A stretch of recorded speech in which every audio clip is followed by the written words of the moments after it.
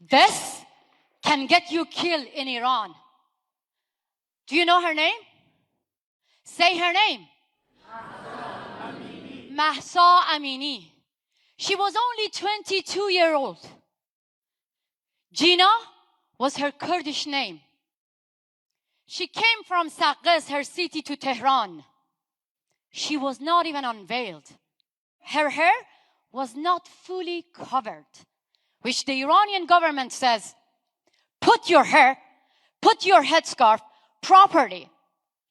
She got arrested.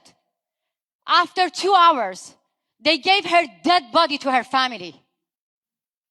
But Mahsa Amini is not dead. For millions of Iranians, she became a symbol of resistance. She became a symbol of fighting back, not the government, the religious dictatorship in the region. For years and years, we have been warning the rest of the world about the dangers of hijab police, about the danger of compulsory hijab. We have been ignored. Mahsa needed to be killed. Now the whole world knows her name. But let me tell you something. When she got arrested in Tehran, she told the hijab police, I don't have anyone here in Tehran. I just came from Saqqez. And I don't have anyone here. Let me go. Now, everyone knows Mahsa. She's not alone. These young women, they chanted that we are all Mahsa. They took to the street because they were angry.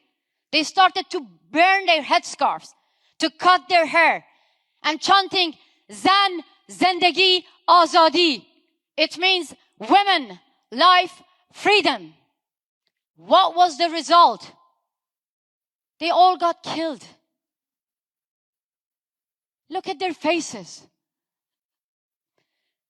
They all got killed just because of peacefully chanting that we want to have freedom and dignity. We want to choose what we want to wear. For years and years, the Iranian regime used men and tell our brothers, our fathers, that in the name of honor, if your sisters, your mothers, your daughters, your girlfriends are not fully covered, kill them.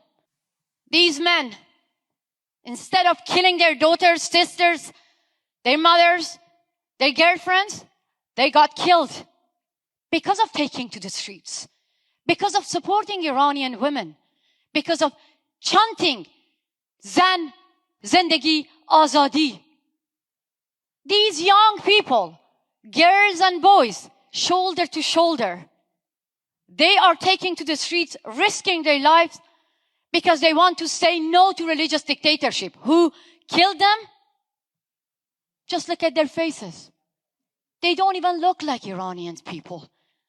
They're backward mullahs.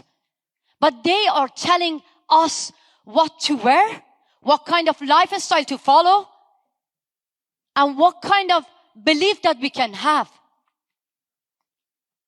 The supreme leader of Iran came on TV today. He put the blame on me, on you, on everyone in the West. Why? Because for years and years, I have been telling that compulsory hijab is not just a small piece of cloth. Compulsory hijab is like the Berlin Wall. If men and women get successful to tear this wall down, then the religious dictatorship won't exist. This is going to be an end for the Islamic Republic. That scares them. That scares them.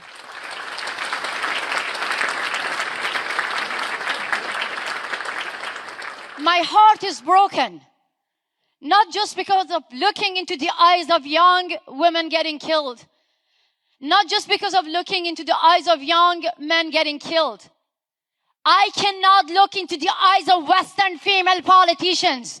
My heart is broken because of their ignorance.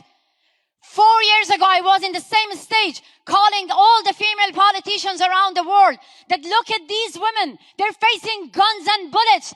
They're saying no to compulsory hijab. But these female politicians, they went to Iran.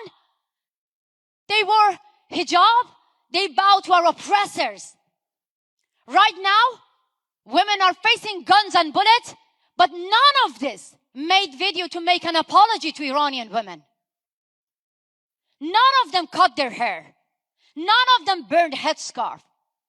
They think that they might cause Islamophobia. As a woman who grew up in Iran, under Sharia law, I have the right to be scared of Islamism.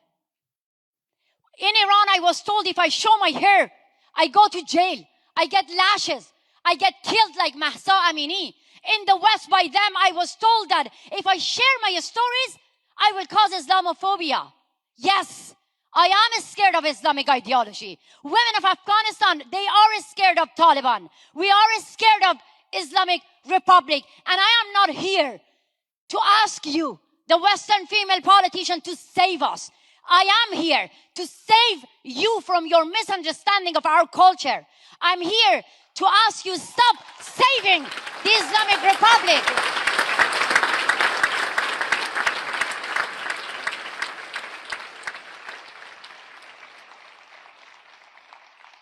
Right now that I'm talking to you, the West is going to have a deal with the Iranian regime. But Iranians are dealing with the killers and murderers. Today, as I said, I am not here to ask the Western country to save Iranian people. Iranian women are brave enough, even the teenagers, even the TikTok generation. They make video, they go to the street, they show that they might not be able to go back home. They can save Iran. They are there to save the whole world from Islamism. I am here to ask the Western country, stop negotiating with our murderers. Stop saving the murderers of Iran. Stop legitimizing Taliban. Stop legitimizing the Islamic Republic. The true feminists are not here in West. The true feminists are in Afghanistan, being abandoned by all the feminists, global feminist movement around the world. One feminist, this young Kurdish girl, her mother got killed. Minu Majidi.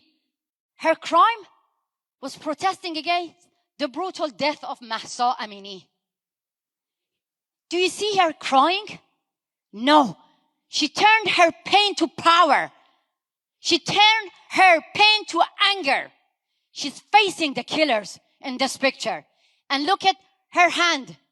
She's holding the hair that she cut from her head.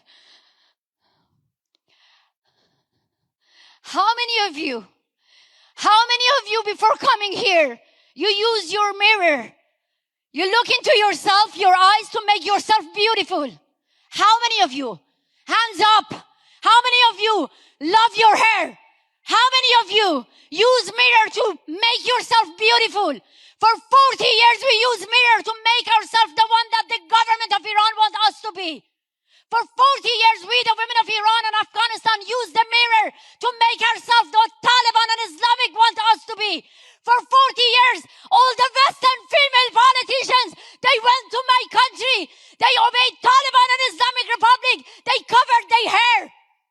They legitimized my murderer. I named them Federico Mogherini, Catherine Ashton, Ségolène Royal. Shame on you. Shame on you. I'm not only putting the blame on the Islamic Republic and Taliban killing my women in Iran and Afghanistan. All the Western female politicians who obeyed compulsory hijab law, ignored us, call us the agent of CIA, agent of Saudi Arabia, agent of MI6, agent of President Trump. They are responsible because I'm a woman from the Middle East. I'm not agent of anyone. I have agency.